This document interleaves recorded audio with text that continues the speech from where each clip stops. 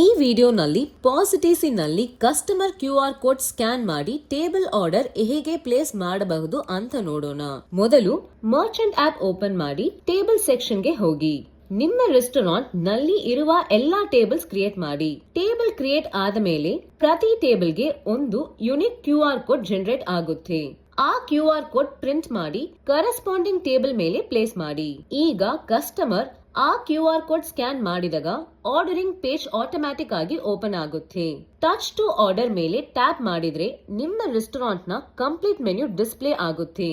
Customer ಬೇಕಾದ product select ಮಾಡಿ cart ಗೆ ಆಡ್ ಮಾಡಬಹುದು. ವ್ಯೂ ಕಾರ್ಟ್ ಗೆ ಹೋಗಿ ಆರ್ಡರ್ ಚೆಕ್ ಮಾಡಬಹುದು. ಬೇಕಿದ್ರೆ ಕಸ್ಟಮರ್ ಅವರ ನೇಮ್ ಮತ್ತು ಕಾಂಟ್ಯಾಕ್ಟ್ ನಂಬರ್ ಕೂಡ ಎಂಟರ್ ಮಾಡಬಹುದು. ನಂತರ ಪ್ಲೇಸ್ ಆರ್ಡರ್ ಮೇಲೆ ಟ್ಯಾಪ್ ಮಾಡಿದ್ರೆ ಆರ್ಡರ್ ಸಕ್ಸಸ್ಫುಲ್ ಆಗಿ ಪ್ಲೇಸ್ ಆಗುತ್ತೆ. ಈಗ ಸ್ಟಾಫ್ ಆಪ್ ಓಪನ್ ಮಾಡಿ ಟೇಬಲ್ ಸೆಕ್ಷನ್ ಗೆ ಹೋಗಿ. ಕಸ್ಟಮರ್ ಆರ್ಡರ್ ಮಾಡಿದ ಟೇಬಲ್ ಲಿಸ್ಟ್ ನಲ್ಲಿ ಕಾಣಿಸುತ್ತೆ. ಆ ಟೇಬಲ್ ಓಪನ್ ಮಾಡಿ ಆರ್ಡರ್ ಪ್ರಾಡಕ್ಟ್ಸ್ ನೋಡಬಹುದು ಮತ್ತು ಅದೇ ಸ್ಕ್ರೀನ್ ಇಂದ KOT ಪ್ರಿಂಟ್ ಮಾಡಬಹುದು. ಕಸ್ಟಮರ್ ಪೇಮೆಂಟ್ ಮಾಡಿದ ಮೇಲೆ ಕ್ಯಾಶ್, ಜಿಪೇ ಅಥವಾ ಬೇರೆ ಪೇಮೆಂಟ್ ಮೋಡ್ ಸೆಲೆಕ್ಟ್ ಮಾಡಿ ಪ್ರಿಂಟ್ ಅಂಡ್ ಕ್ಲೋಸ್ ಮೇಲೆ ಟ್ಯಾಪ್ ಮಾಡಿ. ಬಿಲ್ ಕಂಪ್ಲೀಟ್ ಆಗಿ ಟೇಬಲ್ ಆಟೋಮ್ಯಾಟಿಕ್ ಆಗಿ ಕ್ಲೋಸ್ ಆಗುತ್ತೆ.